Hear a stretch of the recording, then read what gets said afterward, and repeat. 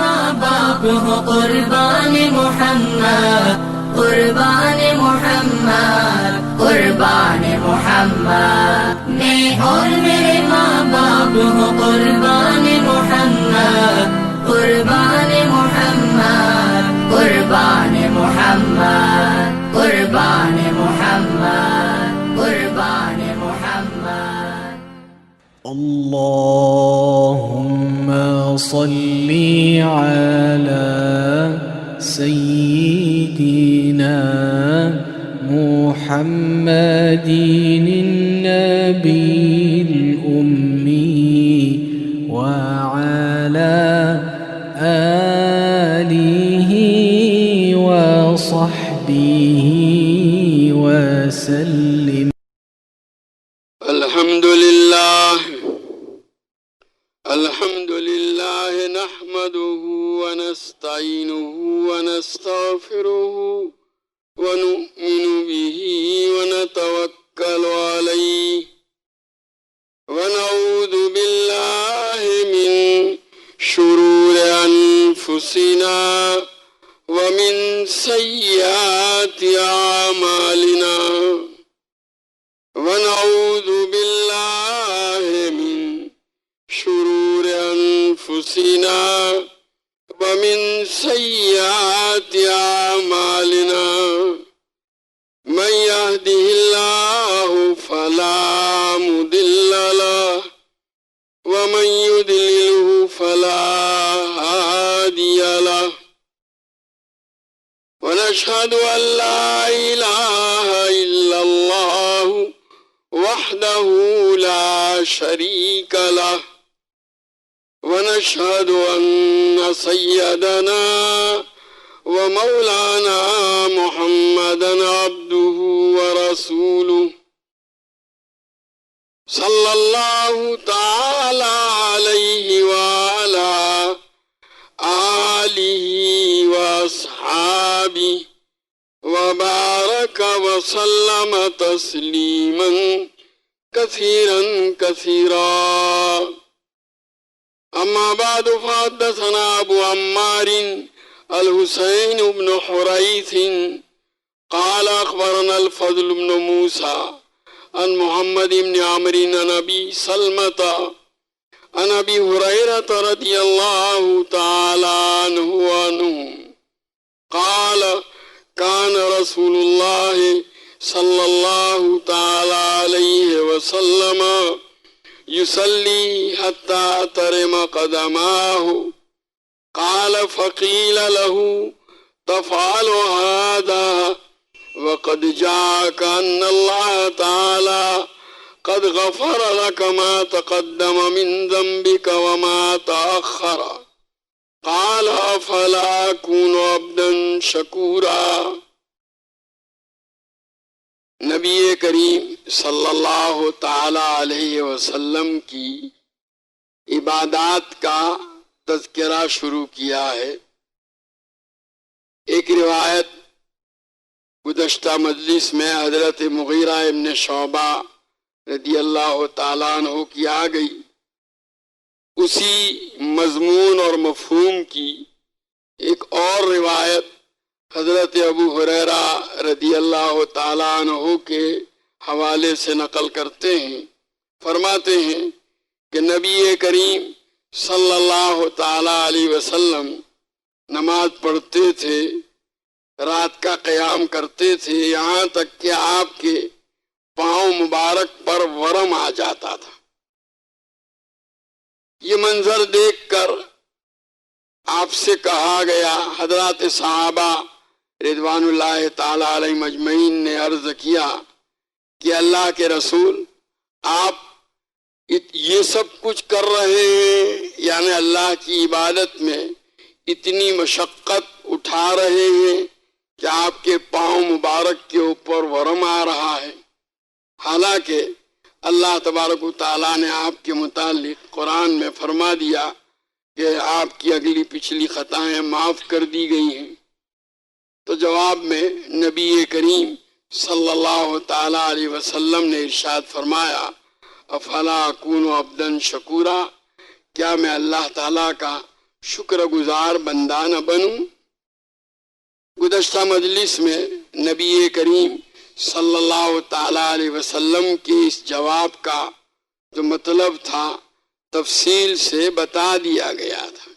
گویا اللہ تعالیٰ کے ان انعامات کا تقاضا یہ ہے کہ میں اللہ تعالیٰ کی عبادت زیادہ سے زیادہ کروں۔ گویا یہ نہ ہو، گویا لوگ شاید یوں سمجھتے ہوں کہ جو جتنا گنہگار ہو اتنا زیادہ اللہ کی عبادت کرے، نہیں۔ جیسے حضرت علی رضی اللہ تعالیٰ عنہ کا مقولہ نقل کیا تھا کہ بغیر کسی جو ہے خوف کے اور بغیر کسی گویا اس کے رغبت کے جو عبادت کی جاتی ہے وہ احرار کی عبادت ہے۔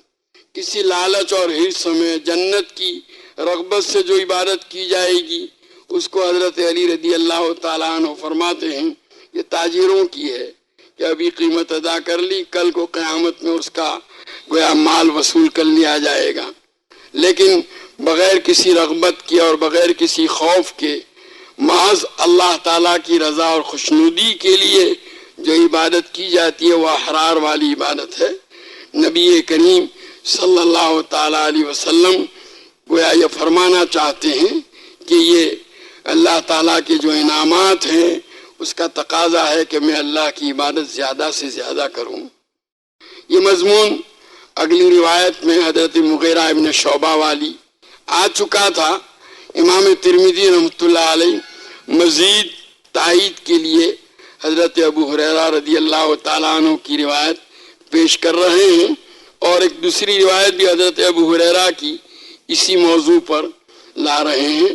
حدثنا عیسی بن عثمان بن عیسی بن عبد الرحمن الرملی قال اخبرنا امی یحیی بن عیسی الرملی عن الاعمش عن ابی صالح عن ابی ہریرہ رضی اللہ تعالی عنہ وعنہم قال کان رسول اللہ صلی اللہ تعالی علیہ وسلم یقوم ویصلی حتی تنتفخ قدماہ، کہ نبی کریم صلی اللہ تعالی علیہ وسلم نماز ادا فرماتے تھے، قیام کرتے تھے رات کو، یہاں تک کہ آپ کے پاؤں مبارک جو ہے دیر تک کھڑے رہنے کی وجہ سے پھول جاتے تھے، ورم ہو جاتا تھا۔ فقیل لہ، نبی کریم صلی اللہ تعالی علیہ وسلم کی خدمت میں عرض کیا گیا کہ یا رسول اللہ تفعل ھذا، کہ اللہ کے رسول آپ اتنا زیادہ اللہ کی عبادت میں مشقت اٹھا رہے ہیں، حالانکہ اللہ تعالیٰ نے آپ کی اگلی پچھلی خطائیں معاف کر دی ہیں۔ تو جواب میں نبی کریم صلی اللہ تعالیٰ علیہ وسلم نے وہی جملہ افلا اکون عبدا شکورا، کیا میں اللہ تعالیٰ کا شکر گزار بندہ نہ بنوں، یہ ارشاد فرمایا۔ ویسے احادیث میں طاقت سے زیادہ مجاہدات اور عبادت کی ممانعت بھی آئی ہے۔ حضرت شیخ نور اللہ مرقدہ فرماتے ہیں کہ دیکھو اللہ تبارک و تعالیٰ نے انسان کو پیدا تو کیا ہے اپنی عبادت کے لیے، وما خلقت الجن والانس الا لیعبدون، اس کا حق تو یہ تھا کہ آدمی ہر وقت اللہ کی عبادت میں مشغول رہتا، لیکن کچھ عوارض جو ہے ان کی وجہ سے زیادہ مجاہدات اور عبادات کی ممانعت آئی ہے۔ اگر وہ عوارض نہ ہو تو کوئی حرج کی بات نہیں۔ ایک تو اس کا ان عوارض میں سے یہ ہے کہ اگر کثرت عبادت اور کثرت مجاہدات کے نتیجے میں دوسروں کے حقوق کی ادائیگی میں اگر کوتاہی ہوتی ہے، دوسروں کے حق کی حق تلفی ہوتی ہے تو اس سے منع کیا جائے گا۔ بخاری شریف میں اس نوع کے 2 واقعات مذکور ہیں۔ ایک تو حضرت ابو درداء رضی اللہ تعالیٰ عنہ کا کہ حضور اکرم صلی اللہ تعالیٰ علیہ وسلم نے حضرت ابو درداء اور حضرت سلمان فارسی رضی اللہ تعالیٰ عنہما کے درمیان بھائی چارگی کا رشتہ قائم فرمایا تھا۔ اسی رشتہ اخوت کی وجہ سے حضرت سلمان رضی اللہ تعالیٰ عنہ کبھی کبھار حضرت ابو درداء رضی اللہ تعالیٰ عنہ کے یہاں جاتے تھے۔ ایک مرتبہ تشریف لے گئے दर्दा, हजरत अबू दर्दा रदी अल्लाह ताला अन्हा की अहलिया को देखा कि वो मैले कुचेले कपड़ों में है। शौहर के घर पर होते हुए औरत का ज़ेबो ज़ीनत का एहतिमाम न करना एक काबिल एतराज़ चीज़ थी।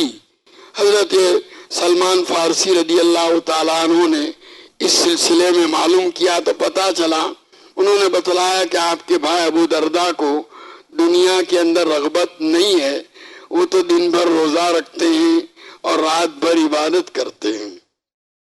हजरत अबू दर्दा रज़ी अल्लाह ताला अन्हु उस वक्त मौजूद नहीं थे, तशरीफ लाए और हजरत सलमान रज़ी अल्लाह ताला अन्हु को आया हुआ देखकर बहुत खुश हुए।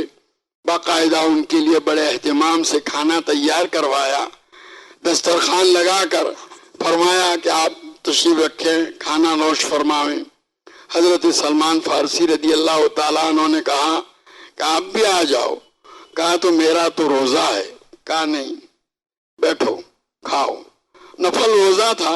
नफल रोज़े का मसला ये है कि अगर कोई मेहमान ऐसा है कि मेज़बान के बगैर खाने के लिए तैयार नहीं है तो उस मेहमान की रियायत में मेज़बान अपना नफल रोज़ा तोड़ सकता है, बाद में उसकी क़ज़ा कर ले।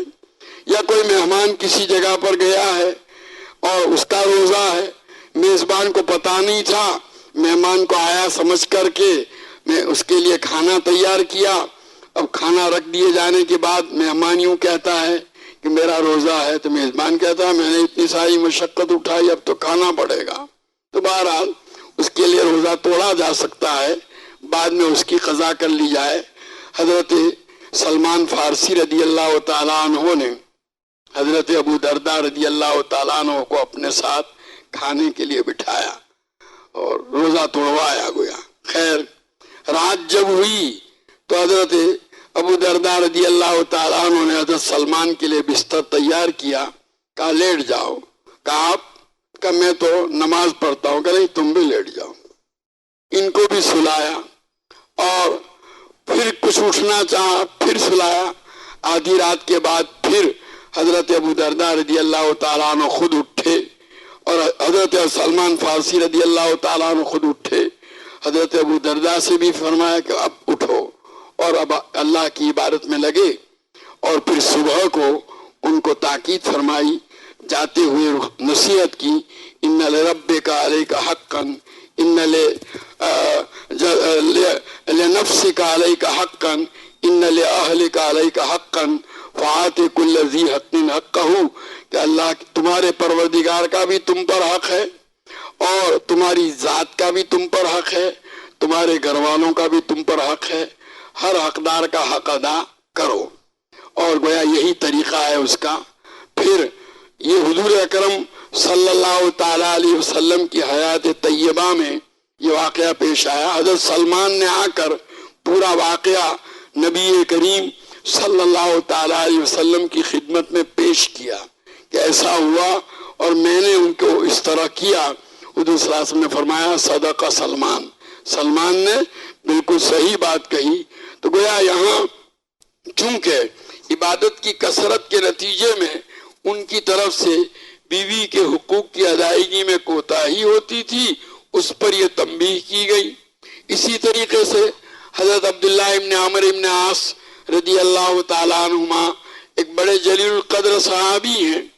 उनके वालिद ने उनका निकाह कराया।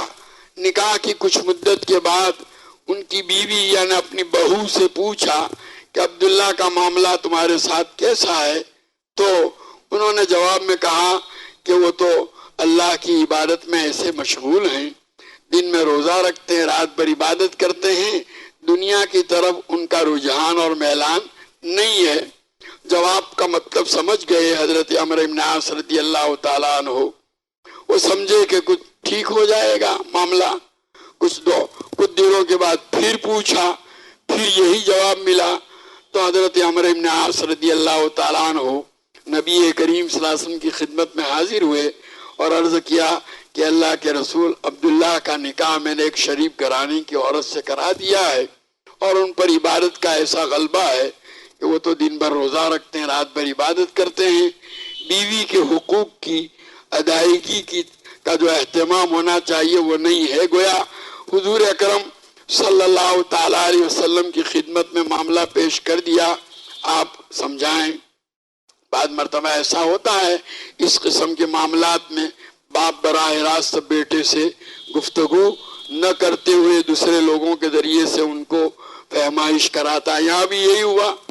چنانچہ حضرت عبداللہ ابن عمرو ابن عاص فرماتے ہیں کہ نبی کریم صلی اللہ علیہ وسلم میرے یہاں تشریف لائے، میں نے آپ کے لیے تکیہ پیش کیا، آپ بیٹھے، پھر میری عبادت کے متعلق پوچھا، علم اخبر انک تقوم اللیل و تصوم النہار، کہ عبداللہ مجھے یہ اطلاع ملی ہے، مجھے یہ بتلایا گیا ہے کہ تم رات بھر جو ہے نماز پڑھتے ہو، دن بھر روزہ رکھتے ہو، کیا بات صحیح ہے؟ حضرت عبداللہ ابن عمرو ابن عاص کہتے ہیں قل تو بھلا، کیوں نہیں، بالکل صحیح ہے۔ تو نبی کریم صلی اللہ تعالیٰ علیہ وسلم نے جواب میں فرمایا نہ، ایسا مت کرو، بلکہ روزہ بھی رکھو، افطار بھی کرو، یعنی کچھ دن روزے کچھ دن افطار، اور رات کو کچھ وقت اللہ کی عبادت میں مشغول رہو، کچھ وقت آرام بھی کرو۔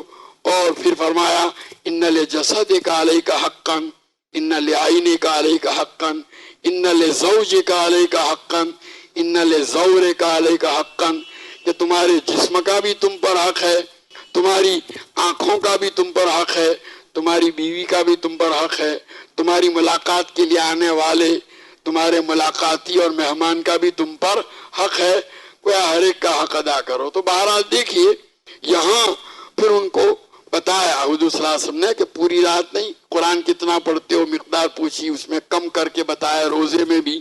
تو گویا عبادات کی وہ کثرت اور مجاہدات کی وہ زیادتی جو دوسروں کے حقوق کے اندر کمی کا سبب بن سکتی ہو، اس سے نبی کریم صلی اللہ علیہ وسلم نے منع فرمایا، مطلقاً ممانعت مقصود نہیں ہے۔ اب ظاہر ہے نبی کریم صلی اللہ تعالیٰ علیہ وسلم عبادات کی کثرت کا جو اہتمام فرماتے تھے، آپ صلی اللہ تعالیٰ علیہ وسلم کی طرف سے کسی کی حق تلفی کا کوئی امکان ہی نہیں تھا، سوال ہی نہیں پیدا ہوتا تھا۔ اس لیے جس عارض کی وجہ سے ممانعت تھی، ایک عارض تو یہ ہے، ایک دوسرا عارض یہ بھی ہے کہ حضور صلی اللہ علیہ وسلم کو بتایا گیا ایک عورت کے، ایک مرتبہ نبی کریم صلی اللہ علیہ وسلم حضرت عائشہ رضی اللہ تعالیٰ عنہا کے یہاں تشریف لے گئے، وہاں ایک عورت تھی، حضور صلی اللہ علیہ وسلم نے پوچھا ان کے متعلق یہ کون ہے؟ تو حضرت عائشہ رضی اللہ تعالیٰ نے بتلایا یہ وہ عورت ہے کہ اس کی عبادت کا بڑا چرچا ہے، رات بھر وہ نماز میں گزار دیتی ہے۔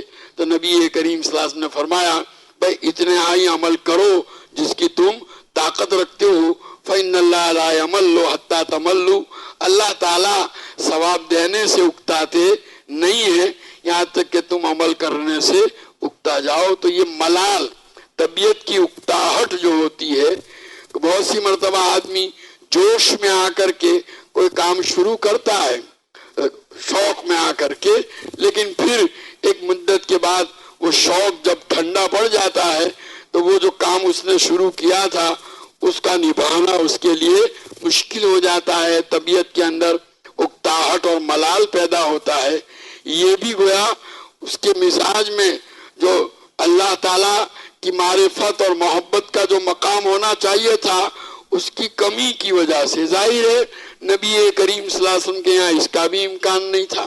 حضور اکرم صلی اللہ تعالیٰ علیہ وسلم کو معرفت خداوندی اور محبت خداوندی کا جو اعلیٰ مقام حاصل تھا، اس کے پیش نظر اللہ تعالیٰ کی عبادت کے اندر آپ کی طرف سے کسی قسم کی اکتاہٹ کا کوئی سوال ہی نہیں پیدا ہوتا تھا۔ تو بہرحال جن عوارض کی وجہ سے نبی کریم صلی اللہ علیہ وسلم نے مجاہدات اور عبادات کی کثرت سے ممانعت فرمائی، وہ یہاں پائے نہیں جاتے، سوال نہیں پیدا ہوتا، ورنہ اصل مقصود تو انسان کی خلقت اور پیدائش کا یہی ہے۔ حدثنا محمد بن بشار قال اخبرنا محمد بن جعفر قال اخبرنا شعبة عن ابي اسحاق عن الاسود بن يزيد قال سألت عائشة رضی اللہ تعالی عنہا عن صلاة رسول اللہ صلی اللہ علیہ وسلم باللیل۔ حضرت اسود بن یزید فرماتے ہیں کہ میں نے حضرت عائشہ ام المومنین رضی اللہ تعالی عنہا سے نبی کریم صلی اللہ تعالی علیہ وسلم کی رات کی نماز کے متعلق دریافت کیا. فقالت کان ینام اول اللیل ثم یقوم. کہ نبی کریم صلی اللہ تعالیٰ علیہ وسلم کا معمول اور عادت شریفہ یہ تھی کہ رات کے شروع حصے میں آپ آرام کرتے تھے پھر اٹھ جاتے تھے.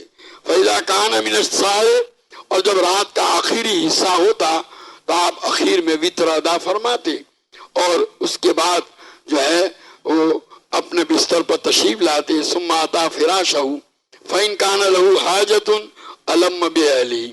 اگر آپ کو اپنے گھر والوں سے اپنی کوئی ضرورت پوری کرنا یعنی وہی خواہش والی پوری کرنا ہوتی تو اپنی ضرورت پوری کرتے. اور فَإِذَا سَمِعَ، تو یہ وقت بھی حضرت شیخ رحمۃ اللہ علیہ فرماتے ہیں کہ اپنے اہل کے ساتھ جو ہے صحبت اور ضرورت پوری کرنے کے لیے بھی رات کا یہ آخری حصہ جو ہے وہ زیادہ موزون اور مناسب ہے. شروع رات میں کھانے کی وجہ سے آدمی کا پیٹ بھرا ہوا ہوتا ہے. اطباء فرماتے ہیں کہ پیٹ بھرے ہوئے ہونے کی حالت میں جو ہے جماع اور صحبت مضر ہوتی ہے طبی اعتبار سے. گویا طبیعت میں اعتدال ہو تو سو کر جب اٹھے گا آدمی رات کا آخری حصہ ہوگا تو نہ تو بھوک ہے اور نہ پیٹ بھرا ہوا ہے، طبیعت میں اعتدال ہے، نشاط بھی ہوتا ہے تو وہ زیادہ وقت موزون. ویسے تو اپنی ضرورت کے لیے کسی بھی وقت اپنی ضرورت کو پورا کر سکتا ہے لیکن گویا مناسب وقت ہی ہے. تو حضرت عائشہ رضی اللہ تعالیٰ عنہ فرماتی ہیں کہ وطر سے فارغ ہونے کے بعد بستر پر تشریف لاتے، ضرورت ہوتی تو اس کو پورا کرتے اور پھر فَإِذَا سَمِعَ الْأَذَانَ، جہاں فجر کی اذان سنتے وَصَبَ، تیزی کے ساتھ اٹھ جاتے تھے. فَإِنْ كَانَ جُنُوبًا أَفَاضَ عَلَيْهِ الْمَاءَ، اب اگر آپ کو غسل کی حاجت ہوتی تو جلدی سے غسل فرما لیتے تھے ورنہ تو وضو فرما کر نماز کے لیے مسجد میں تشریف لے جاتے تھے. گویا یہ آپ کا عام معمول رات کی عبادت کے متعلق حضرت عائشہ رضی اللہ تعالیٰ عنہ بتلا رہی ہیں. سبحانک اللہم وبحمدک وتبارک اسمک وتعالی جدک ولا الہ غیرک لا الہ الا اللہ الاحد الصمد الذی لم یلد ولم یولد ولم یکن له کفوا احد. اللہم صلی وسلم وبارک علی سیدنا و مولانا محمد وعلی آل سیدنا و مولانا محمد کما تحب و ترضى بعدد ما تحب و ترضى. ربنا ظلمنا انفسنا وإن لم تغفر لنا وترحمنا لنكونن من الخاسرين. ربنا آتنا في الدنيا حسنة وفي الآخرة حسنة وقنا عذاب النار. ربنا هب لنا من أزواجنا وذرياتنا قرة أعين واجعلنا للمتقين إماما. اللهم وفقنا لما تحب وترضى من القول والعمل والفعل والنية والهدى. اے اللہ تو ہمارے گناہوں کو معاف فرما، ہماری خطاؤں سے درگزر فرما، تیری مرضیات پر ہم کو زیادہ سے زیادہ چلا کر تیری نامرضیات سے ہماری پوری حفاظت فرما. نبی کریم صلی اللہ تعالیٰ علیہ وسلم کے طریقوں اور سنتوں کو اپنی زندگی کے ہر شعبے میں جاری کرنے اور اپنانے کی اے اللہ تو ہمیں توفیق اور سعادت عطا فرما. حضور اکرم صلی اللہ علیہ وسلم کے طریقوں کی محبت اور غیروں کے طریقوں کی نفرت ہمارے قلوب کے اندر ڈال دے. تمام رذائل سے ہم کو پاک اور صاف فرما کر محاسن اخلاق سے مزین فرما. تیری معرفت و محبت کے انوار سے ہمارے قلوب کو منور فرما. تیری یاد سے ہمارے دلوں کو آباد فرما.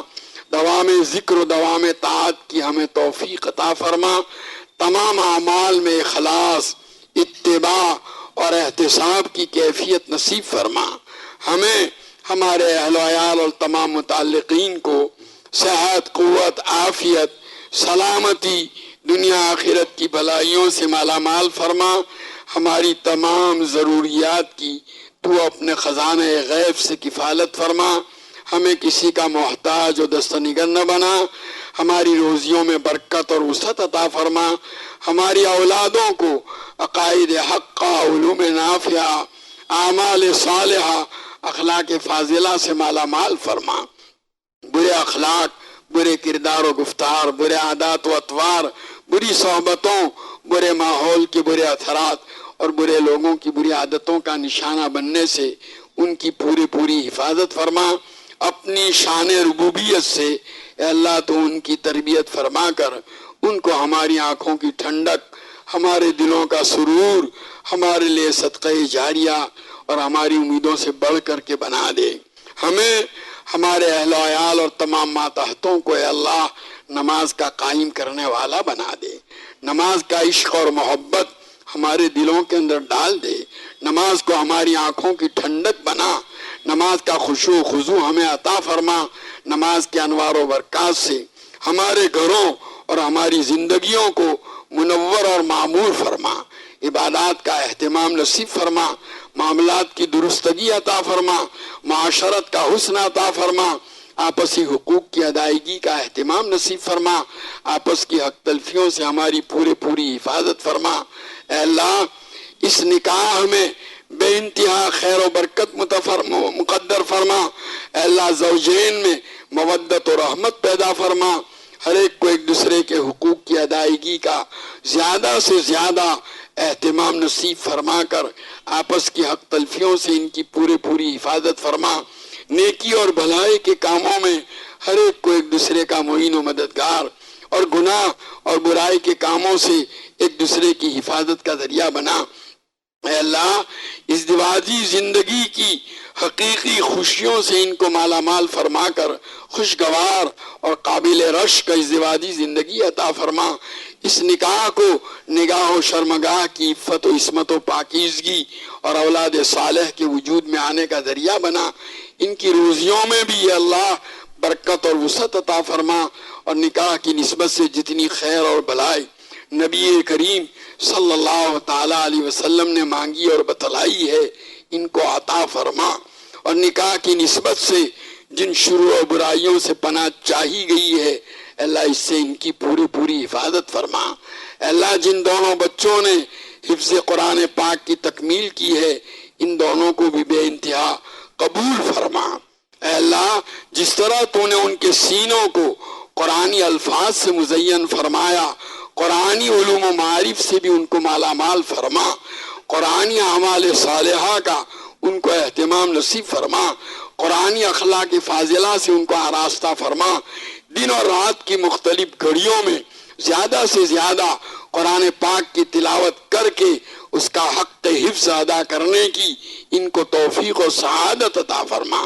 اے اللہ حفظ قرآن کی تکمیل پر جو وعدے اور بشارتیں تو نے اپنے حبیب پاک صلی اللہ علیہ وسلم کی زبان مبارک سے دی ہیں، ان بشارتوں اور وعدوں کو ان بچوں اور ان کے والدین، ان کے اہل خاندان، ان کے اساتذہ، ان کے مربیوں کے حق میں پورا فرما۔ جنہوں نے بھی اپنے اولادوں کو حفظ میں لگا رکھا ہے اے اللہ ان کے لیے حفظ کی تکمیل کو آسان فرما۔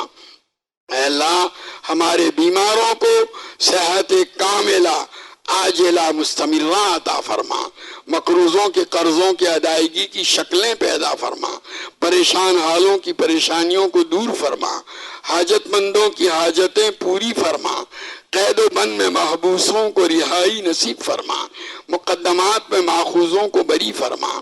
جو جس مصیبت میں گرفتار ہے اے اللہ اس سے نجات عطا فرما، بے گھروں کو گھر عطا فرما، بے سہاراؤں کو سہارا عطا فرما، بے روزگاروں کو روزگار عطا فرما، اے اللہ بے اولادوں کو اولاد عطا فرما۔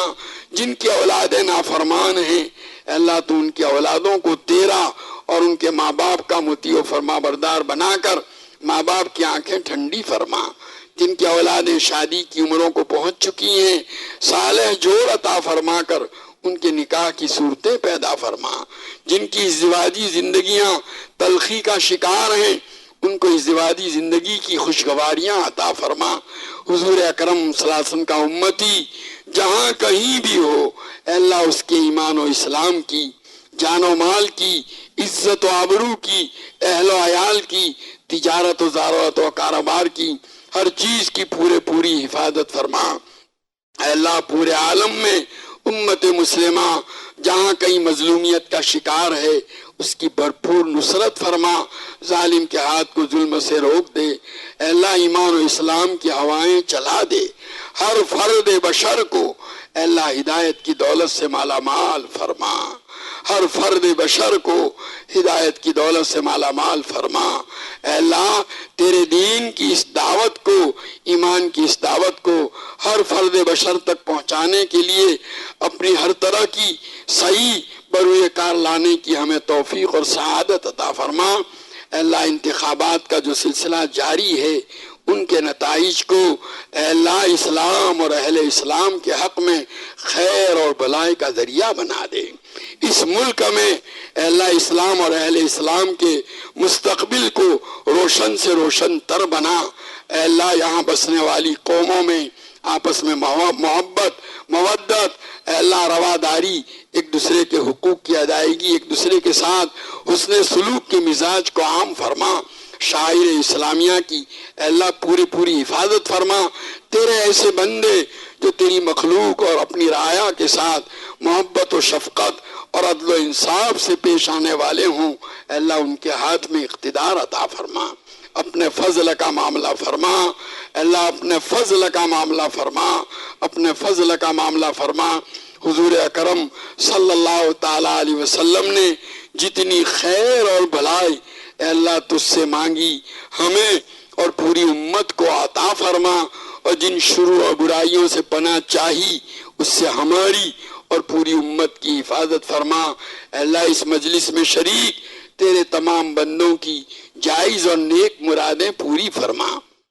ربنا جینا کا تائبین فلا تردنا خائبین، ربنا تقبل منا انك انت السمیع العلیم وتب علینا انك انت التواب الرحیم، صلی اللہ تعالی علی خیر خلقہ سیدنا و مولانا محمد وآلہ و اصحابہ اجمعین برحمتہ۔